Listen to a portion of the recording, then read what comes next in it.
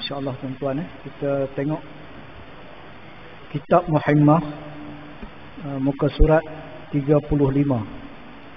Betul lah, kita dibuka.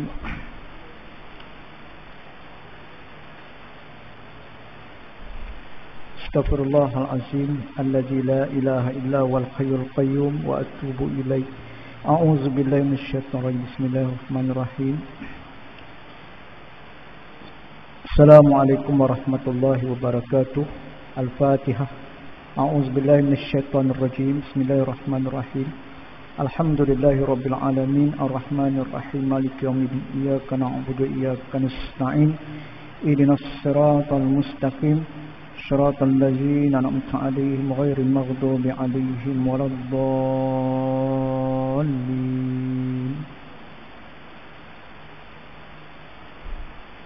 الحمد لله الذي هدانا لهذا وما كنا لنهتدي لولا أن هدانا الله. أشهد أن لا إله إلا الله أشهد أن محمدا عبده ورسوله. اللهم صل وسلم وبارك على سيدنا محمد وعلى آله وصحبه ومن تبعهم بإحسان إلى يوم الدين. سبحانك لا علم لنا إلا ما علمتنا إنك أنت العليم الحكيم. لا حول ولا قوة إلا بالله العلي العظيم. أما بعد. Al-Fadhil, saya kasihi Tuan Imam, saya muliakan pengurusi seluruh jawatan kuasa masjid, tuan-tuan sidang jamaah muslimin dan muslimat yang dirahmati Allah. Alhamdulillah, walaupun hujan, kita dapat kuatkan semangat kita untuk hadir ke masjid untuk kita menunaikan suatu kewajipan fardu kifayah. Dan sesungguhnya Allah Subhanahu wa taala Maha Kaya, Maha Pemurah. Setiap langkah kita akan diberikan pahala. Dan inilah pengorbanan yang wajib kita lakukan sebagai hamba Allah. Kehidupan kita ini perlu kepada pengorbanan. Korbankan masa, korbankan harta, jiwa kerana Allah Subhanahu wa taala. Maka Allah tidak akan membiarkan kita. Allah sentiasa memelihara, menjaga dan memberikan kekuatan kepada kita untuk terus beramal dan beramal sehingga akhir hayat kita, insya-Allah. Dalam kitab Muhammah,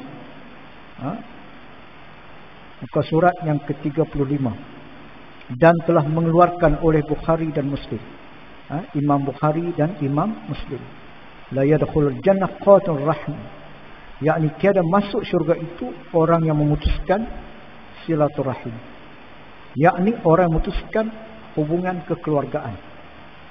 Kadang-kadang berlaku krisis dalam keluarga yang menyebabkan putus hubungan, tidak bertegur sapa. Maka Allah melaknat mereka yang memutuskan silaturahim. Sebab itu apa juga masalah mesti diselesaikan melalui perbincangan. Maknanya daripada hati ke hati. Itu Islam, dia ada, kita kata, dalam pengagihan harta supaya tidak timbul krisis di kalangan anak-anak. Ada hukum faraid dia, hibah dia, semua wasiat. Jadi kalau kita bela ada anak angkat lah, maka dia tak berhak terima faraid, kita boleh wasiat ataupun kita hadiahkan untuk kalau kita dah tak ada nanti, maknanya dia adalah sedikit, kita kata, harta untuk dia meneruskan kehidupan. Jadi maknanya dalam Islam dia telah mengatur sedemikian supaya tak timbul perbalahan.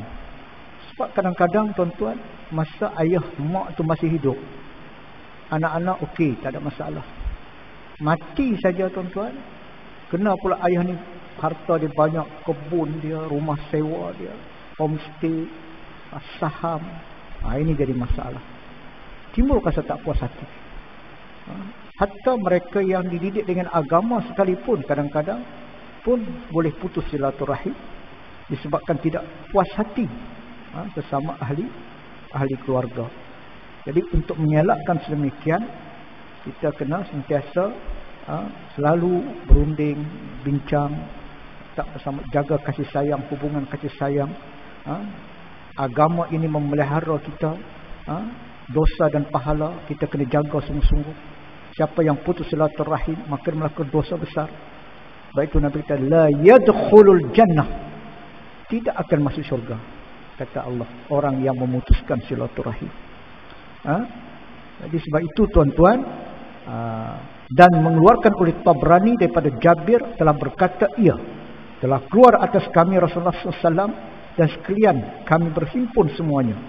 Maka bersabda ia, hai orang yang muslim, hai segala orang yang muslim, takutlah olehmu akan Allah Ta'ala dengan menghubungkan bagi keluarganya.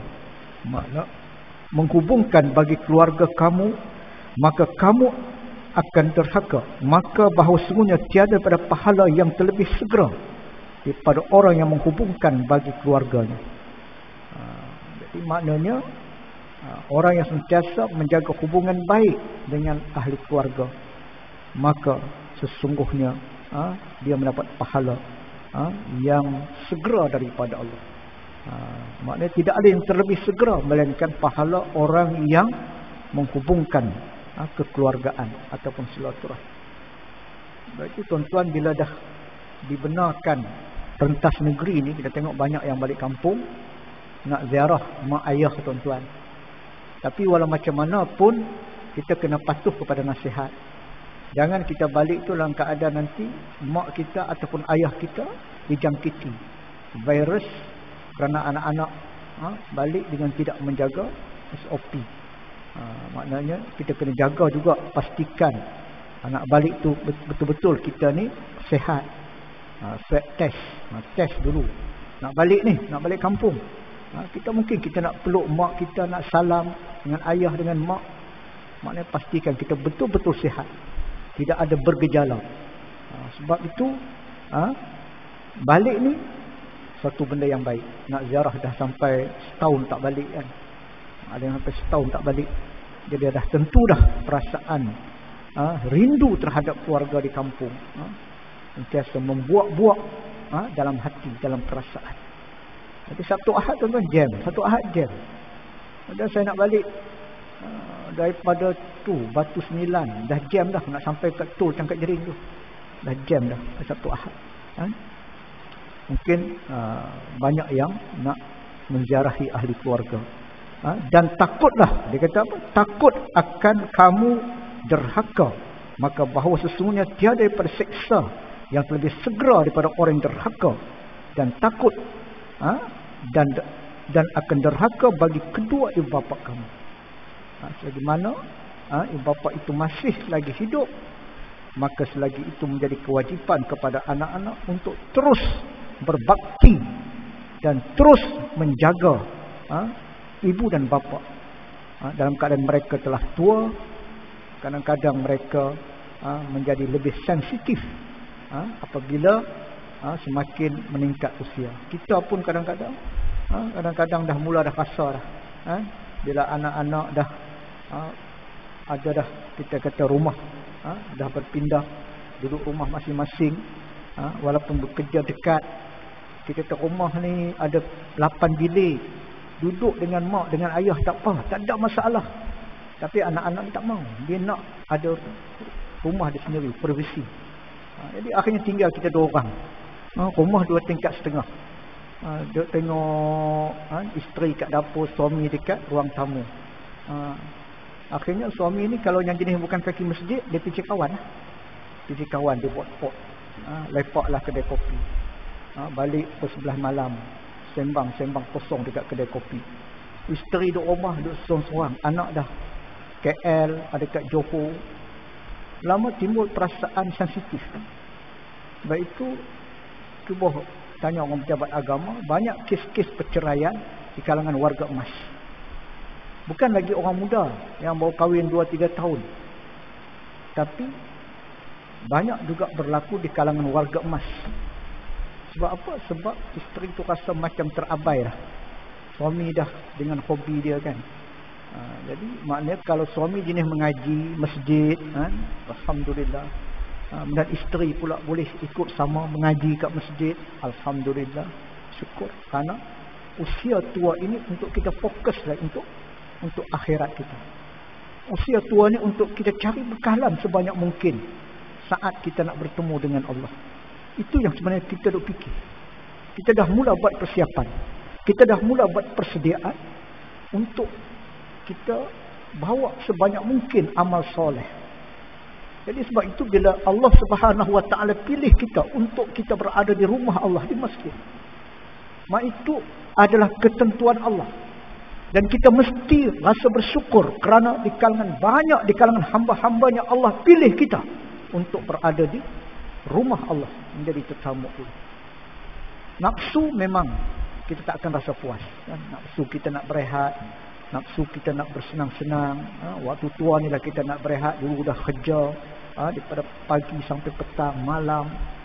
Jadi bila kita dah tak ada apa dah, pencen dah tuan-tuan, kita pun dah rasa dengan duit pencen yang kita dapat pun dah cukup dah untuk makan, minum, anak-anak bagi lagi tiap-tiap bulan, maka apa lagi yang kita nak fikirkan.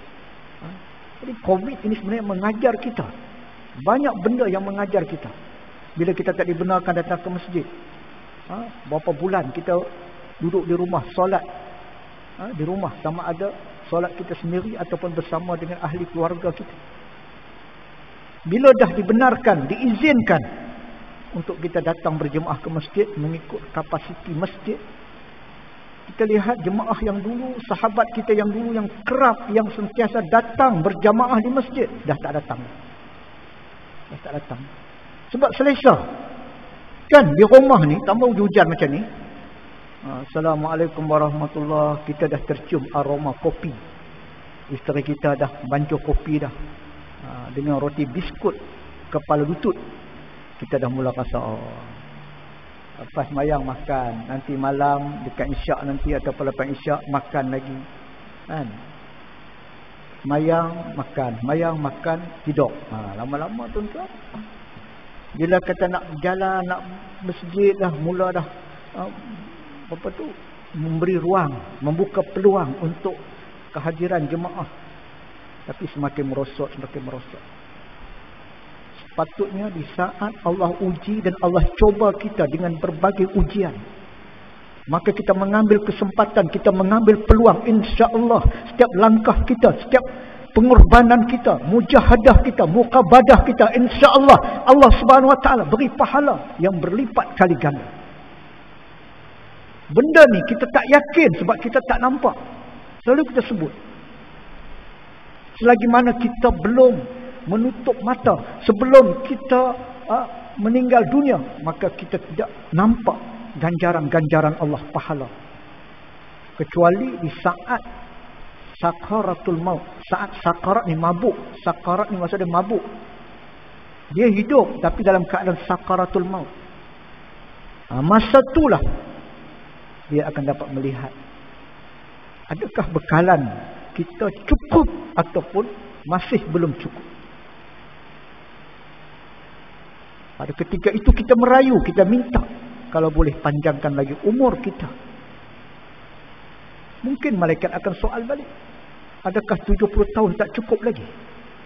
Apakah 80 tahun Allah Subhanahu Wa Taala beri umur panjang 80 tahun tak cukup lagi? Kamu nak kumpul lagi dosa, nak kumpul lagi segala maksiat. Pada ketika itu kelu lidah kita tu. Sebab itu Nabi didoa dan Nabi minta supaya jangan umatnya dipanjangkan umur.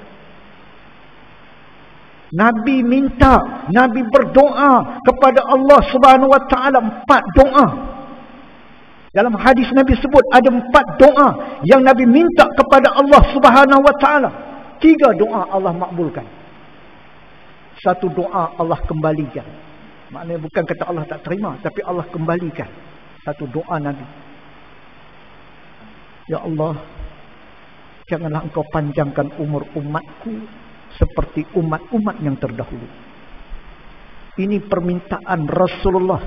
Ini doa Nabi yang Nabi minta kepada Allah agar umatnya tidak dipanjangkan umur sebagaimana umat yang terdahulu yang Allah Subhanahu wa taala panjangkan umur mereka sampai 1000 tahun. Nabi Nuh umat sampai beratus-ratus tahun, 300, 600 tahun. Tiba-tiba sampai umat Muhammad, masuk 40 tahun datang penyakit dah. Macam mana? Darah tinggi. Malam saya ziarah lepas kuliah dekat Surau. Ada seorang sahabat, dia kata ada kematian ustaz dekat taman ni.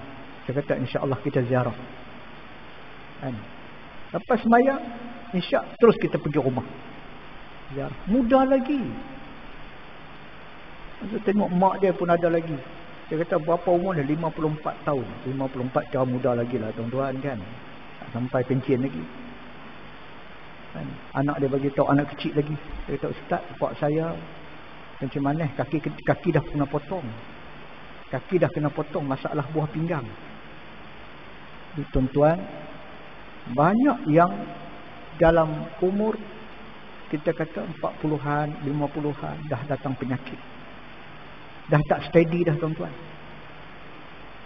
Kita yang Allah beri usia sampai 70 tahun, ada 60 tahun lebih, kita rasa bersyukur kepada Allah Subhanahu wa taala kerana Allah beri subsidi umur yang Allah Subhanahu wa taala beri peluang kepada kita untuk menambahkan lagi amalan.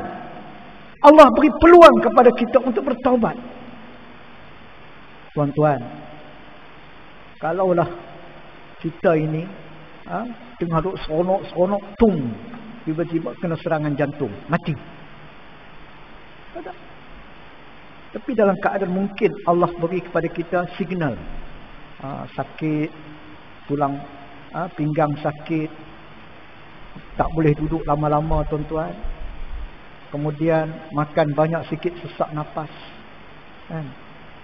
Lepas tu pula kita silap sikit makan, kencing bercabang lah. Macam-macam lah tuan-tuan. Benda macam ni merupakan peringatan. Allah peringatkan pada kita segala nikmat yang Allah beri kepada kita. Allah tarik sikit-sikit. Kita kalau ikut nafsu tu kira nak makan, minum macam dulu. Tapi dah tak boleh dah tuan-tuan. Maka di saat itu kita cuba untuk ubah norma hidup kita. Makna kebiasaan kita kepada kita mula dekat dengan masjid, dekat dengan pengajian-pengajian ilmu, yang kita faham bahawa teman kita nanti yang akan menemani kita ialah ilmu yang memberi manfaat, kerana memberi cahaya.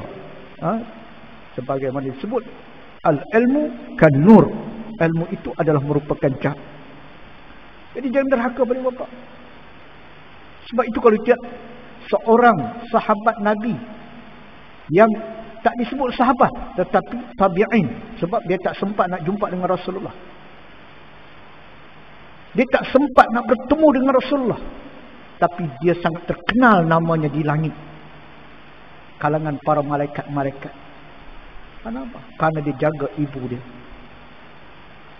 Bila Aisyah kata, kamu tunggu beberapa hari lagi Rasulullah akan balik. Sekarang Rasulullah masih di medan perang. Kamu datang pada jauh daripada Qarni, Yaman, semata-mata nak jumpa Rasulullah, tapi tak dapat bertemu dengan Rasulullah. Dia kata, wahai Aisyah, ya Ummul Mukminin, aku terpaksa balik semula sebab ibuku uzur. Aku kena jaga mak. Bayangkan, walaupun dia sangat bercita-cita nak bertemu dengan Rasulullah, tapi kerana dia melihat ibu dia uzur, ibu dia sakit, tak boleh tinggal lama, maka dia minta izin untuk balik semula ke Yaman. Maka ketika itu bila Nabi balik saja, maka Nabi bagi tahu kepada Umar Al-Khattab radhiyallahu anhu. Nabi kata, wahai Umar, sekiranya kau bertemu dengan Uwais Al-Qarni, maka kamu tawassul doa. Sebab namanya disebut-sebut oleh makhluk yang berada di atas, mana para malaikat-malaikat.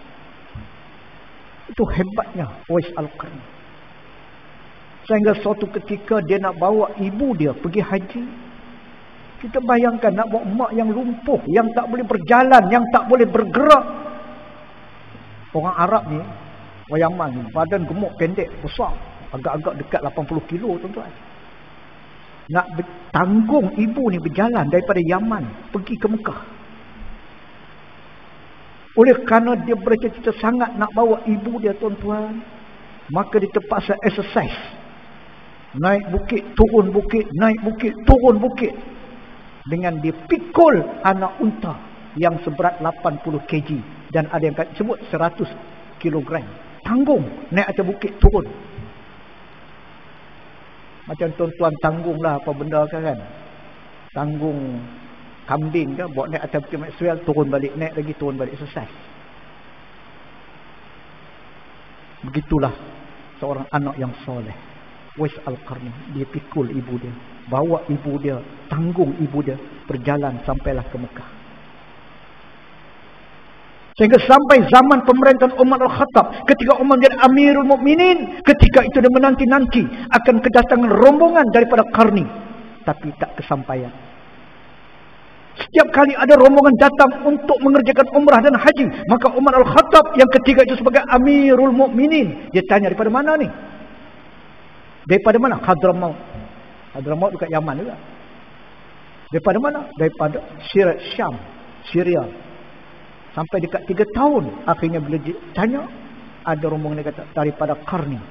Oh, Qarni ni mesti ada harapan ni nak jumpa dengan Uwais Al-Qarni. Maka Umar Al-Khattab pada ketika itu tanyalah rombongan tadi, ada tak bersama dengan kamu seorang yang bernama Uwais? Disebut Uwais Al-Qarni. Pakat masing-masing pandang muka. Aku pandang muka hang, pandang muka aku. Akhirnya ada seorang, ya Syekh, dia tak kenal tu Umar Al-Khattab tu khalifah. Seorang khalifah. Macamlah kita kata sultan turun kan, pakai macam biasa-biasa. Pakcik kita panggil kat sultan. Sebab kita tak kenal. Sedangkan dia sultan, duli yang maha mulia. Tapi begitulah. Salah seorang pada mereka menyatakan, ya Syekh, dia panggil Syekh. Saya ada bawa seorang, nama dia Uwais Al-Qarni. Uwais Al-Qarni.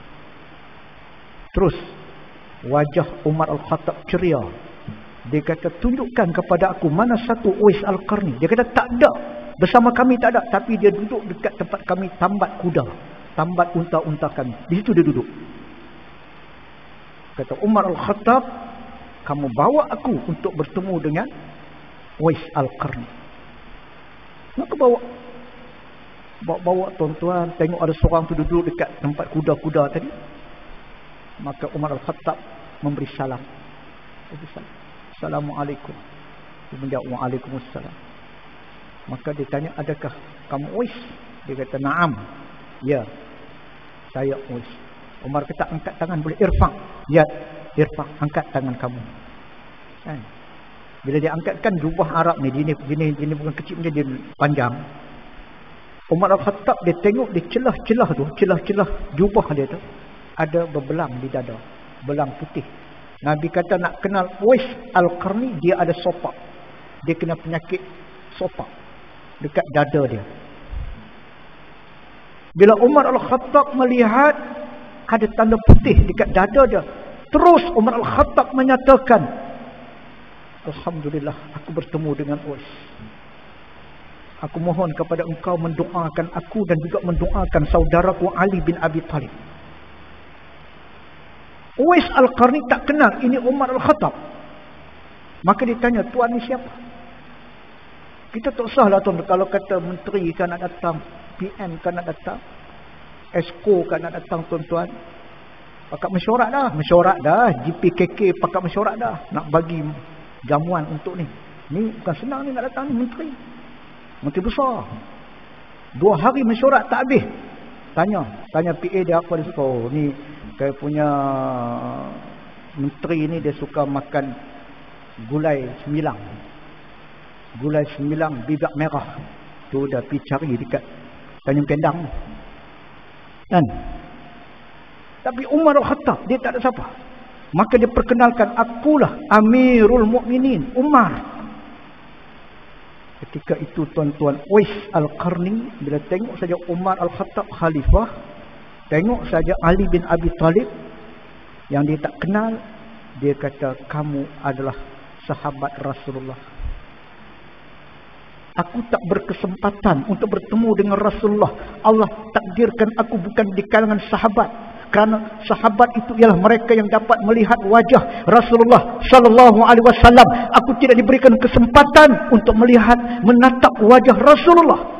Bagaimana aku nak doakan kepada sahabat yang Allah jamin syurga? Siapa aku? Siapa aku nak doakan kepada sahabat Rasulullah? Dia lari dekat timbunan pasir. Dia lari, dia tak doa. Dia lari dekat timbunan pasir. Dia kaut pasir tadi, kemudian dia campak atas kepala dia. Dia kaut pasir, dia campak atas kepala dia, tuan-tuan. Sehingga Umar Al-Khattab ketika itu melihat air, dia kata pelik ni. Kita minta dia doakan saja. Rasulullah suruh kalau jumpa dengan Uwais Al-Qarni, tawassul, minta dia doakan. Tiba-tiba dia tak nak doakan. Dia pergi dekat pasir, tabur atas kepala dia. Ali bin Abi Talib ini, tuan-tuan, dia seorang sahabat Nabi yang disebut karamallahu wajhah. Kata Nabi, aku adalah gedung ilmu, Ali adalah pintu. Maknanya seorang yang tahu tentang ilmu hakikat, makrifat, firasat. Maka Ali kata, wahai Umar, jangan halang dia, jangan halang dia. Kerana aku melihat, kata Ali, setiap butir pasir yang jatuh di atas kepalanya, Allah ampunkan dosa setiap mukmin. Seorang mukmin diampunkan dosa. Satu butir pasir saja jatuh di atas kepala Uwais, sedangkan dia tabur pasir. Tuan-tuan bayang. Sebab itu kemuliaan manusia bukan terletak sama ada dia umat yang terdahulu ataupun umat yang terkemudian. Kalau kita bandingkan amalan kita, nak bandingkan dengan amalan sahabat, maka amalan kita dengan amalan sahabat sangat jauh. Sangat jauh. Tetapi Allah tetap memberi peluang kepada umat akhir zaman untuk masuk syurga yang paling tinggi. Tuan-tuan, syurga paling tinggi apa dia? Jannatul Firdaus. Mungkin. Kita ni kalau ikut amalan kita yang sedikit, mungkin kita tak mampu nak masuk syurga yang paling atas. Tapi Allah faham tentang kedudukan kita begitu jauh dengan Rasulullah. Bila kita mengikut syariat dan mengikut sunnah yang ditinggalkan oleh Rasulullah, maka kita akan duduk bersama sahabat-sahabat Nabi dan duduk bersama-sama dengan Rasulullah sallallahu alaihi wasallam di akhirat nanti. Itu kelebihannya. Cuma kita ni tak dapat lihat Rasulullah. Sahabat ni dapat melihat Rasulullah. Rasulullah jadi imam. Rasulullah pergi berperang bersama dengan Rasulullah. Mungkin akan membangkitkan semangat kita bila tengok Rasulullah sendiri pergi berperang. Kita cuma ada kitab, kita cuma ada hadis. Itu yang kita baca di masjid-masjid, yang kita baca dekat surau. Yang akhirnya kita yakin dan kita faham. Dia kita faham, kita yakin, maka insya-Allah kita nak beramal. Maka Allah beri lagi peluang. Setiap amalan kita Allah gandakan dengan gandaan yang berlipat kali ganda. Sebab itu jangan derhaka kepada ibu bapa selagi mana mereka masih hidup. Wa qadara rabbuka alla ta'budu illa iyyahu wa bil walidaini ihsana imma yablughanna indakal kibar ahaduhuma aw kilahuma fala taqul lahumu uffin wala tanharhuma. Kalau keduanya telah uzur sangat-sangat, jangan diherdik, ditengking dengan uffin. Hanya dengan satu kalimah disebut Kenapa? Bagi pecah pinggan. Tangan dah meletak ni, tuan. Dia semakin tua, dia rasa dia makin kurang dah. Kita nak suap, dia tak mau, dia nak suap sendiri, dia nak pegang sendiri pinggan. Akhirnya pegang sikit, dia tak rasa jatuh. Pinggan pula kita baru beli daripada luar negara punya pinggan mahal. Kita pun kata, itu pun kira dah dosa dah. Kadang ada drama-drama Melayu kan, yang disuruh mak dia makan kat bawah tu. Dia makan kat atas. Sebab nasi tumpah, pinggan pecah, cawan pecah. Lah bagi pinggan plastik.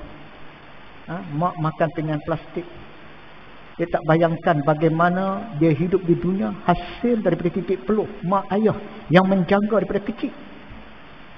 Banyak air mata yang tertumpah, yang mengalir kerana berkorban untuk anak-anak sehingga mereka berjaya mendapat jawatan tinggi. Dan apabila ibu bapa telah tua, maka si anak tadi tidak mampu nak memberikan layanan yang terbaik untuk ibu dan ayah dia. Ni najis kita pun, mak kita yang cuci, tak ada rasa geli. Tapi bila sampai peringkat anak 10 orang, mak ni dah pakai pampers dah, pasang-pasang pakai tak mau dah. Dah 2 hari duduk telefon ni, Kak Long, ni mak ni susahlah, tak dah 2 hari dah dia ni. Kadang-kadang dia mulalah macam tadi bola dah passing. Jadi bola dah terus. Sebab itu tuan-tuan, jangan jadi bola sepak, biar jadi bola rugby. Tahu bola sepak? Kita nanti jadi bola sepak atau bola rugby? Dua aja.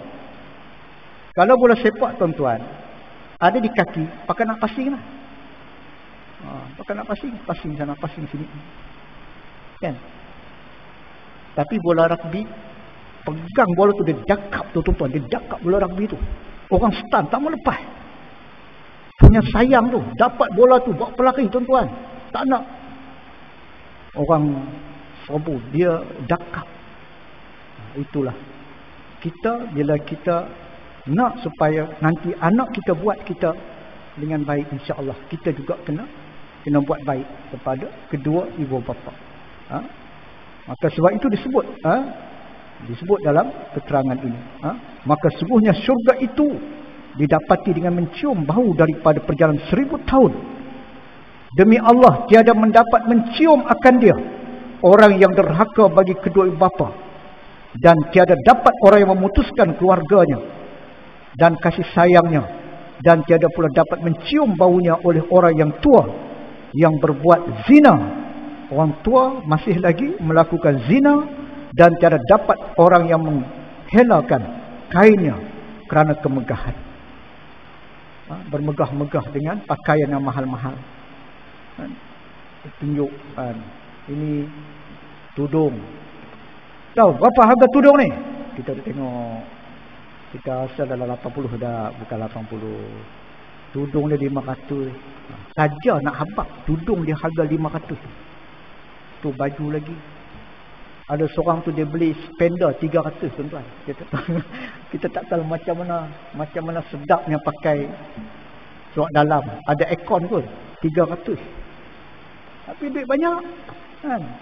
Beli yang paling mahal kan. Jadi jangan kita sombong bila kita bermegah-megah dengan pakaian yang mahal-mahal. Dan di kita itu sungguhnya yang kebesaran itu bagi Allah Subhanahu wa ta'ala, bagi Tuhan sekalian alam. Dan telah mengeluarkan oleh Ahmad bahwasanya segala amal anak Adam itu didatangkan pada tiap-tiap hari Khamis. Tiap hari Khamis. Ini riwayat Ahmad. Disebut dalam riwayat itu bahawa amalan kita ni didatangkan pada tiap-tiap hari Khamis malam Jumaat. Maka tiada diterima amal orang memutuskan silaturahim. Maknanya diangkat semua amalan kita pada hari Jumaat, memuliakan. Tetapi bagi orang yang memutuskan silaturahim, tidak diangkat. Dan telah mengeluarkan oleh Asbahani. Ada seorang lagi nama dia Asbahani, perawi. Adalah kami duduk pada sisi Nabi SAW, bersabda Nabi, jangan berkedudukan kamu dengan orang yang memutuskan keluarga. Kita tahu dia ini orang yang derhaka kepada ibu bapa, ataupun memutuskan hubungan kekeluargaan. Jangan kamu duduk bersama dengan mereka yang memutuskan hubungan kekeluargaan. Maka berdirilah kamu daripada perhimpunan itu. Jangan duduk bersama mereka. Maka didatangkan akan makmum bagi yang telah diantaranya keduanya itu setengah daripada suatu perbantahan, dan meminta ampun ia perbantahannya itu, kemudian kembali pada majlis perhimpunan dahulu itu. Jadi tuan-tuan, inilah diperingatkan. Kalau majlis-majlis yang penuh dengan kita perkara-perkara yang mendatangkan dosa, maka kita kena segera meninggalkan tempat tersebut. Jangan kita duduk, sebab takut nanti kita juga akan terpalit dengan dosa. Sebab dalam kaedah usul fiqh disebut redha bil maksiatin. Redha dengan benda maksiat, maka kamu juga orang yang melakukan maksiat. Walaupun kita ni tak buat, tapi soal kita redha, kita duduk di tempat maksiat. Baik itu kalau tok imam ke, Bilal ke, ustaz ke, itu penghormatan. Bukan maknanya kita nak orang panggil kita ustaz, tapi kerana Allah telah meletakkan nama-nama ini adalah satu kemuliaan. Ini pengurusi masjid, ini tok imam masjid, tok imam surau, ini Bilal. Jadi itu penghormatan yang Allah beri. Itu pun kita kena jaga-jaga. Kalau tempat parking tu, kita tengok ada satu saja tempat parking depan kedai nombor ekor. Kalau kita nak berasa, ya kalau aku parking sini, orang park ambil gambar kan sekarang ni dengan handphone boleh tangkap gambar, kemudian dibarrelkan. Tok imam ambil nombor ekor. Jadi pada ketika itu sebaiknya kita tak usah parking situ, pergi tempat lain. Sebab kena hati-hati. Zaman fitnah sekarang kan. Walaupun situ depan, betul-betul depan rumah apa tu kedai nombor ekor. Jadi kalau kita parking, ada orang pula, dia ambil kesempatan dia masukkan dalam WhatsApp. Jadi sebab itu kita kena hati-hati, kena jaga-jaga. Jadi sebab itu kalau biasa-biasa tu orang tak kisahlah tuan-tuan. Kalau tuan-tuan setakat ahli jemaah masjid, tak ada apa-apa jawatan tu, mungkin tak ada masalah. Tapi bila kita sebagai ustaz yang mengajar, bagi kuliah dan sebagainya, kadang-kadang boleh berlaku benda yang seumpama itu. Orang lama ada sakit hati. Ustaz ni dia ni nak kena ni cakap derah ni, nanti kena ni. Dia cari peluang. Maka bersabda Nabi SAW, sesungguhnya rahmat Allah Ta'ala tiada turun atas kaum, padahal ada di dalam kaum itu seorang yang memutuskan hubungan kekeluargaan. Itu kalau ada di antara kita ini yang kita kenal pasti bahawa dia memutuskan hubungan keluarga, maka kita kena nasihatkan dia. Dia dah tak balik lama dah tuan-tuan. Dia tak balik berpuluh-puluh tahun tak balik. Jadi kita tahu cerita dia. Kita kena sembang dengan dia. Kita beritahu hang rajin semayang, hang rajin mengaji, baca Quran. Mak duk ada lagi kat kampung, mak masih hidup lagi, takkan kau nak putuskan hubungan keluarga? Adik-beradik banyak lagi. Baliklah. Tak boleh dah mau balik dia. Maknanya macam dia berpatah arang. Kita nasihat lagi, nasihat. Dia ceritakan tentang kisah-kisah dalam kitab yang kita duk mengaji. Mungkin boleh terbuka pintu hati dia untuk balik sebelum dia kehilangan ibu dia ataupun bapa dia meninggal. Sebelum mereka masih ada, kita minta dia balik. Sebab kalau kita reda dengan apa yang dicakap, betul tu, tak usah balik tak apa dah. Okey dah tu, memang mereka tak patut tu. Mereka tak patut buat macam ni. Kita pula jadi, kita kata macam menambahkan lagi kemarahan dia ataupun dendam dia. Maka itu kita akan termasuk dalam kalangan mereka yang dimurkai oleh Allah.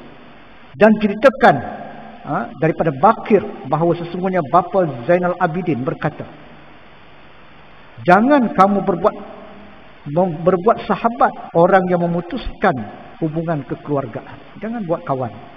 Maka bahawa sesungguhnya aku dapat akan dia kena laknat daripada kitab Allah, mana Quran, 3 tempat. Dalam kitab Allah ada 3 tempat. Maka adalah segala orang yang memutuskan rahimnya itu tiada masuk ke dalam syurga, seperti yang telah disebut dalam beberapa hadis. Yang pertama dia dalam hadis, dalam beberapa hadis sebut orang yang memutuskan silaturahim itu tidak masuk syurga. Tidak masuk syurga. Tetapi adalah rohnya kemudian daripada matinya itu berhimpun semuanya dalam telaga Barhut. Barhut ni di mana tuan-tuan? Barhut ni dekat Yaman. dekat Yaman, Hadramaut. Ada satu di tempat Barhut. Semua roh orang mati yang melakukan dosa, yang dia tak bertaubat, tapi dia masih mengucap 2 kalimat syahadah, maka dikumpulkan segala roh itu di Barhut. Adapun roh orang yang soleh, orang yang beriman, mereka dihimpunkan dekat dengan Multazam, di atas antara pintu Kaabah, kawasan naik ke atas langit tu, situlah himpunan roh orang yang soleh. Buka kitab Tanbihul Ghafilin, maka disebut tentang perkampungan. Kita semua akan balik kampung. Wa annakum ilaina la turja'un. Allah sebut kamu akan kembali ke kampung. Kampung kita bukan Batu Empat, bukan kita kata kampung pasir, bukan Sungai Relong. Kampung kita tu sama ada Barkut ataupun kita kata dekat dengan Multazam tu, tempat doa mustajab. Itu perkampungan roh. Tu belum lagi kita dalam syurga atau neraka, itu kampung kita yang kekal. Sebab itu ada orang duduk di kampung tadi, dia tak bertemu dengan sahabat dia, sedangkan sahabat dia baru mati seminggu lebih dahulu. Dia mencari-cari sahabat dia, mana sahabat aku? Rupanya sahabat dia tak ada. Dia ada dekat Barhut. Di Barhut tu tempat roh orang yang mujrimin, orang yang berdosa. Kita ni duduk dekat tempat orang yang soleh. Jumpa balik dengan roh orang yang dulu-dulu pernah mengajar dekat masjid, tok guru, ustaz yang telah mati dah berpuluh tahun. Mungkin mak kita, ayah kita yang telah meninggal dunia, maka jumpa roh. Mungkin sahabat-sahabat kita yang sepengajian, dia mati sebab kena COVID 6 bulan yang lepas. Baik kita pula mati, jumpa. Dia kata, macam mana masjid kita? Masjid tu adalah, tapi dah tak ramai macam dulu. Rasa sebab lah. Kalaulah mereka tahu macam mana kita tahu tu.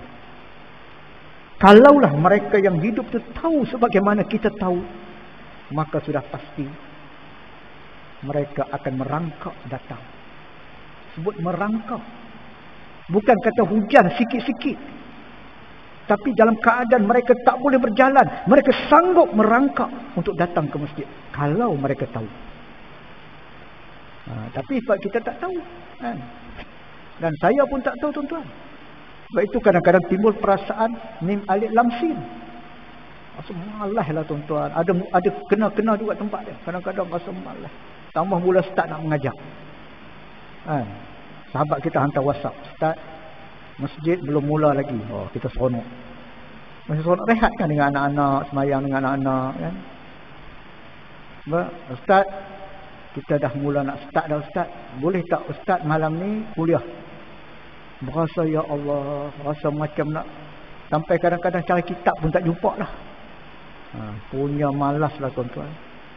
Apalagi kan, kalau kita macam saya ni main mengajar, cakap, tuan-tuan duduk lagi jemu. Tengok, saya tengok jam. Ustaz ni dekat masa isyak tak berhenti lagi ni. Dah tentu dah, tuan-tuan, perasaan tu kan, sebab benda tak seronok, tuan-tuan. Benda yang sangat tinggi, harganya sangat tinggi, memang susah. Memang kena susah dulu, kena sabar. Tapi kalau benda yang mudah dapat, benda tu tak ada nilai, tuan-tuan. Sebab itu bila anak-anak muda kita lah, orang tua kita pun sanggup, kalau kata ada satu benda yang dia minat sangat, kita kata bola lah. Bola ni hak muda tua minat, tuan-tuan. Tak kira muda ke tua, dia minat.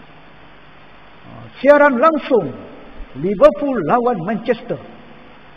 Malam ni kuliah, dia boleh tinggal kuliah. Pasal apa? Nak tengok dalam TV tu bola sepak. Sebab benda tu seronok, tuan-tuan.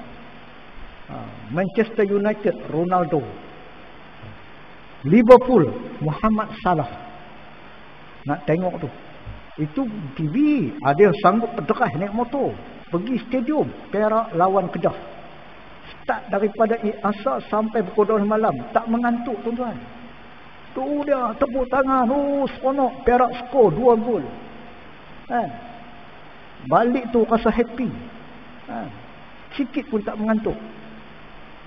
Mari kuliah, tuan-tuan, 10 minit tu dia alif tak keluar, ba pun tak keluar, huruf kha. Oh lena dah. Balung. Waktu isyak dah. Habis dah kuliah. Habis dah. Ngantuk tadi. Rumah masak pulut. Dia salahkan pulut. Dia salahkan pasal makan pulut. Tapi sebenarnya semangat dia tuan. Syaitan. Memanglah syaitan ni dia tak suka. Sebab kita nak syurga. Syaitan kalau boleh nak halang kita daripada masuk syurga. Wallahu a'lam, insya-Allah tuan-tuan ya. Mudah-mudahan Allah memberkati kita dan merahmati kita. Mudah-mudahan kita berhenti setakat ini dan telah ia berkirim taruh. Kita berhenti itu ya. Maka bersabda Nabi sallallahu alaihi wasallam,